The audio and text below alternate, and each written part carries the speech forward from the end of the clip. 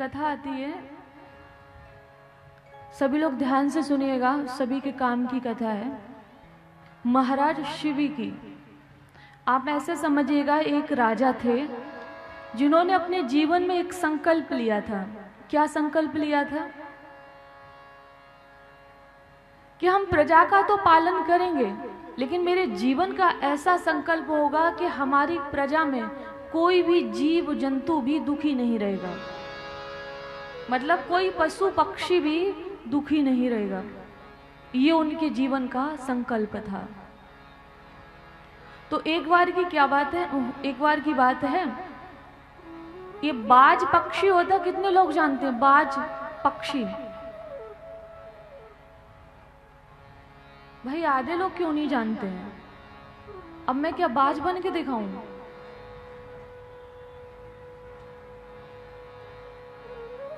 तो बाज पक्षी जो होता है वो मांस खाता है। तो एक बार वो कबूतर के पीछे पड़ गया। तो पहले के समय की बात है कि पशु पक्षी भी बोलते थे। तो कबूतर को ये मालूम था कि हमारे जो शिवी महाराज हैं ये हमारे प्राणों की रक्षा करेंगे, क्योंकि ये प्रजा के साथ, इंसानों के साथ जानवरों की भी रक्षा करते हैं, पक्षियों की भी रक्षा करते हैं। तो वो वहां से भागता हुआ, प्राण बचाता हुआ शिवी महाराज की गोद में आके बैठ गया। ये महाभारत की कथा है। बैठ गया और कहा कि महाराज, इस पक्षी से मेरी रक्षा करिए, ये मेरे प्राणों का हरण करना चाहता है, ये मुझे मार के खाना चाहता है।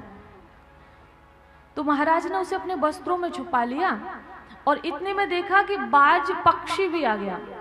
ध्यान से सुनिएगा, वो भी आ गया। तो उसने कहा कि महाराज ये बात तो गलत है, आपने मेरे भोजन को अपनी गोद में छुपा लिया है। तो महाराज ने कहा कि बड़ा मूर्ख हो, भाई दाल रोटी सब्जी खाई जाती है ना, पशु पक्षियों को थोड़ी खाया जाता है। उन्होंने समझाया, बोले नहीं नहीं, हमारा आहार तो मांस भक्षण ही है, हम तो यही खाते हैं। और महाराज इसे आपको देना पड़ेगा, इसे धर्म नहीं कहते हैं, हम भी आपकी प्रजा हैं। आपने कबूतर को बचाया है कि मैं खा न लूं, और अगर मैं इसे खाऊंगा नहीं तो मर जाऊंगा, तो मुझे भी बचाओ। वो फंसा रहा उनको कि मुझे भी बचाओ। तो उन्होंने कहा, हमारा घर सामग्री से भरा पड़ा है, तुम जो चाहो वो तुम्हें मैं दे दूंगा, लेकिन ये कबूतर नहीं दूंगा। हमारे तो जीवन का धर्म कर्म ही सब व्यर्थ है कि अगर हम शरणागत की रक्षा न कर पाए। जो जीव तड़प रहा है, जो रो रहा है, अब पहले के समय में तो बोलते थे, अब वो बोलते नहीं है, बिलखते हैं। जैसी भी उनको आवाज दी है भगवान ने, वो उस आवाज में प्राणों की रक्षा करने की गुहार लगाते हैं। लेकिन जब निर्दयी हृदय हो जाता है, हिंसा की हमारी बुद्धि हो जाती है, दया का भाव नष्ट हो जाता है, तब हम तो उसकी आवाज को सुनते नहीं, क्योंकि हमारे तो मुंह में पानी आता उसको देख के। हमारा तो ये भाव बनता नहीं है कि एक छोटी सी सुई, यहाँ बहुत लोग ऐसे होंगे जो इंजेक्शन लगवाने से डरते होंगे, और शायद मैं भी हूं। जब भी आप बीमार पड़ते हो, डॉक्टर बोले इंजेक्शन लगा दें, अगर दवा से काम चल जाए तो फिर मत लगाइए, यही बोलते हो। तो किसी, हमें इंजेक्शन में डर लग रहा है और हम किसी के गले पे पूरा चाकू, तो सोचो उसे कितना दर्द होता होगा। हमें उस पीड़ा का अनुभव करना चाहिए। तो आज राजा शिवी ने यही बोला, कहा कि तुम जो चाहो वो मैं दे दूंगा, लेकिन ये कबूतर नहीं दूंगा। इससे भी पीड़ा होती, तुम्हारा पेट तो किसी भी वस्तु से भर सकता है, खाने पीने की कुछ भी खा लो भर जाएगा। बोले नहीं महाराज, हमको कबूतर ही चाहिए, और ये अधर्म है, आप उसे बचा रहे हो और हमें मार रहे हैं। आप जानते हो उसे खाने से 4 से 5 लोगों का पेट भरेगा, ये कह रहा है। इसको खाने से 4 से 5 लोगों का पेट भरेगा, और इसे ना खाने से 4-5 लोगों की मौत हो जाएगी। भाई मैं जब खाऊंगा तब कुछ कमाऊंगा, और जब कुछ कमाऊंगा तब बच्चों का पेट पालूंगा, और जब बच्चों का पेट पलेगा तभी तो वो बड़े होंगे, तभी तो उनका पेट भरेगा, बड़े होंगे, कुछ करने लायक होंगे। तो आप ये गलत कर रहे हो। तो शिवी महाराज ने कहा कि तुम ये बताओ कबूतर को छोड़ के क्या ले सकते हो। तो उसने कहा महाराज इसे छोड़ देंगे, इसी के बराबर हमको मांस दे दो। तो उनके मन में आया कि ये इतना बड़ा मूर्ख है, और अगर हम कबूतर को बचा लेते हैं, किसी और जीव को देते, ये भी अपराध है। और इस संसार में बेजुबानों पर दया न करना, शरणागत की रक्षा न करना, खाद्य पदार्थों की कोई कमी नहीं है, उसके बाद भी जीवों को खाना, ये सबसे बड़ा अपराध है। कहते हैं ना कि फेंक देते हैं वो भोजन जिसमें एक बाल होता है, फेंक देते हैं वो भोजन जिसमें एक बाल होता है, और खा लेते हैं वो अंडा जिसमें एक मां का लाल होता है।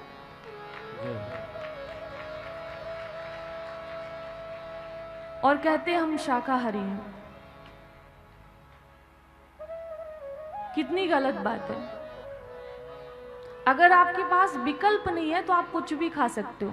अगर विकल्प नहीं हो उस स्थिति में, अगर विकल्प है, उसके बाद किसी की गर्दन पे चाकू चलवा रहे हो, तो आने वाले समय में वो चाकू आपकी गर्दन पे भी हो सकता है। इसमें बुरा मानने की बात नहीं है, क्योंकि एक एक कर्म का हिसाब देना पड़ता है।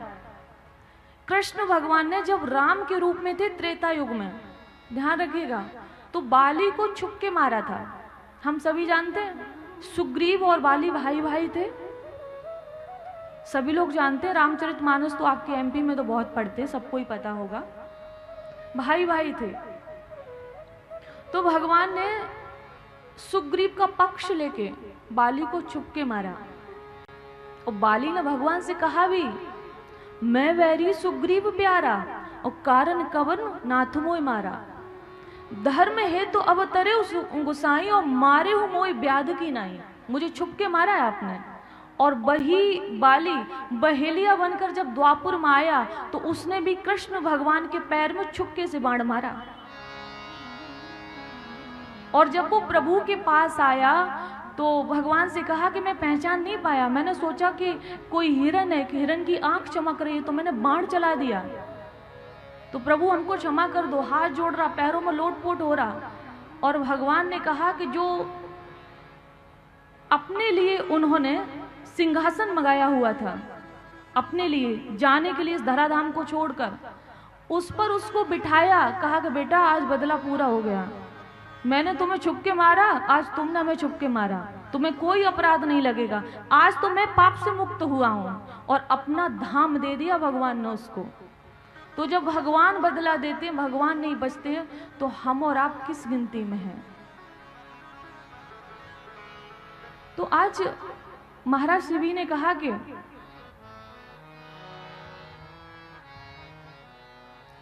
कबूतर को छोड़ के कुछ भी मांग लो। तो कहा कि अपने शरीर से मांस काट के दे दो।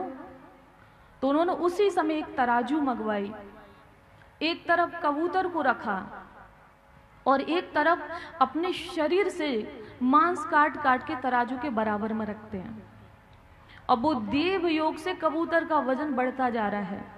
उनके शरीर का लगभग सारा मांस तराजू के दूसरे पलड़े में है, लेकिन अभी तक कबूतर के वजन के बराबर वो मांस नहीं हो रहा है। और बाज कह रहा है कि जब तक इसके बराबर नहीं होगा ना, तब तक मैं ऐसा ही खड़ा रहूंगा। आप तो प्रजा का पालन करने वाले हो, आप इसकी रक्षा कर रहे हो, तो भले आप अपने आप को दे दो, लेकिन जब तक नहीं दोगे मैं जाऊंगा नहीं। तो देखिए, कहते ना भगवान ऐसे ही इंसानों पे कृपा करते हैं।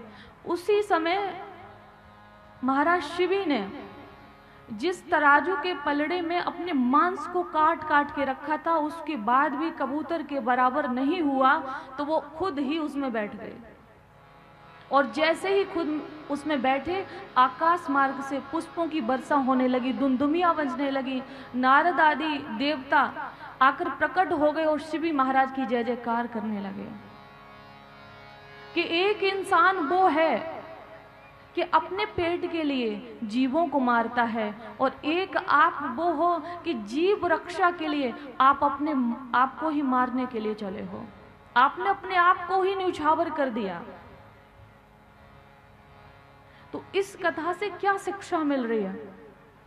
ये है, किसी को समझ में आई कि मैं शिक्षा भी बताऊं? क्या शिक्षा मिल रही है? हाँ,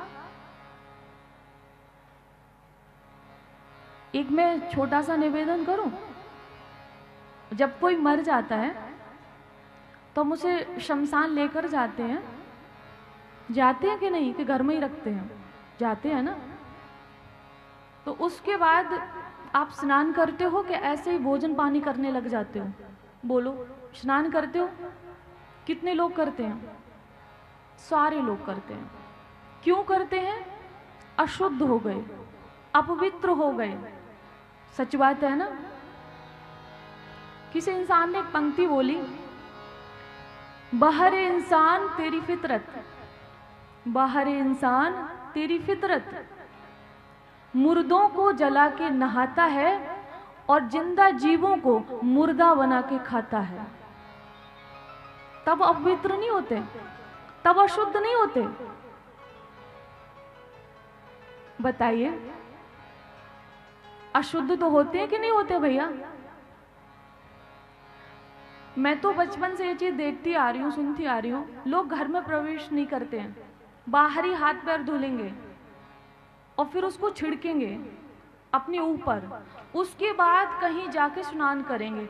अगर नहाने का प्रबंध बाहर है तो वहां नहाएंगे, और अगर प्रबंध नहीं है तो वो पहले खुद को पवित्र करेंगे, जल आदि छिड़केंगे, हाथ पैर धुलेंगे, तब नहाते हैं। क्यों? अशुद्ध हो गए।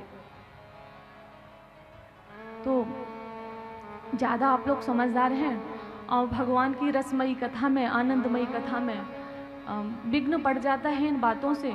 लेकिन बस यही है कि ये शिक्षा भी ज़रूरी है, और हम नहीं देंगे तो कौन देगा? और मैं अपने पास से नहीं दे रही हूँ, मैं पुराण से दे रही हूँ, अपने पास से नहीं दे रही हूँ। इसी भागवत में एक प्राचीन बरही का प्रसंग आता है। जो ध्रुव जी के वंशज थे, महाराज ध्रुव जो हुए उनके वंशज थे, तो वो यज्ञ आदि करते थे। सभी लोग सुन रहे हैं ना? कितने लोग सुन रहे हैं?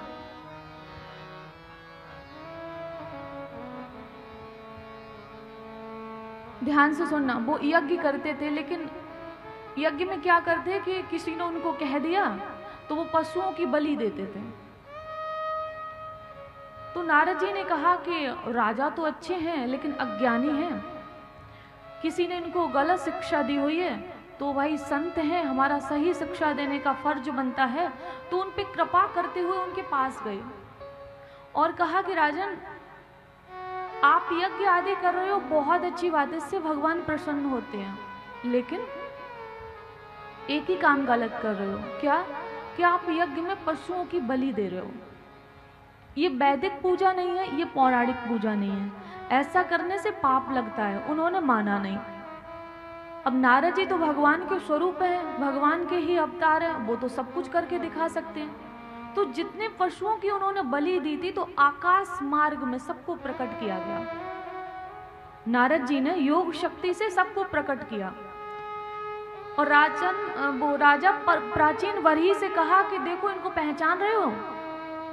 तो एक एक करके सारे पशुओं को देखा, बोले हाँ महाराज, पहचान रहा हूं, ये तो वही है जिनको यज्ञ में हमने दिया है। तो कहा कि महाराज एक बात बताओ, ये आंखें निकाल निकाल के हमें क्यों देख रहे हैं? पशु आंखें फाड़ फाड़ के देख रहे थे कि हमें क्यों देख रहे हैं? बोले तुम्हारी प्रतीक्षा कर रहे हैं कि तुम कब मर के जाओ, जैसे तुमने पकोड़े बनाए ना, ऐसे ही तुम्हारे बनाए। बोले तुमको देख रहे। अब ये घबराए, परेशान हुए कि हमको क्षमा कर दो, हम जानते नहीं थे तो अपराध बन गया, अब मुझे क्या करना चाहिए? तो उन्होंने कहा करना कुछ नहीं चाहिए, जो अब तक किया उसको छोड़ दो, आगे नहीं करेंगे, इसका संकल्प लो, और नहीं करोगे तो भगवान क्षमा कर देंगे, भगवान से क्षमा मांग लीजिए। तो उस दिन से उन्होंने सब कुछ छोड़ छाड़ के वो एकांत में वास किया, भगवान का नाम लिया, पापों का प्रक्षालन हुआ, और एक दिन उनको भगवत प्राप्ति हुई। दायया सर्वभूतेषु, जो सभी जीवों पर दया करता है, भगवान कहते हैं उस व्यक्ति पर हम प्रसन्न होते हैं, उसको अपना सर्वस्व न्यौछावर कर देते हैं, और अगर वो मुझे मांगे ना तो अपने आप को दे देते हैं। दायया सर्वभूतेषु, और या फिर संतुष्टया येन केन वा, या फिर ये भाव बना ले कि जो मिला है अर्थात जो प्राप्त है वही पर्याप्त है, या फिर ये भाव बना ले, तो इससे भी हम प्रसन्न होते हैं।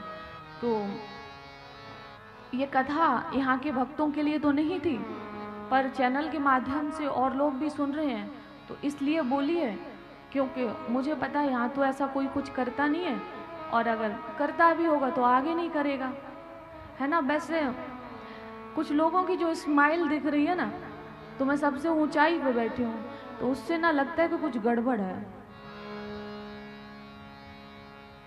बोलिए वृंदावन बिहारी लाल की, राधा रमण सरकार की।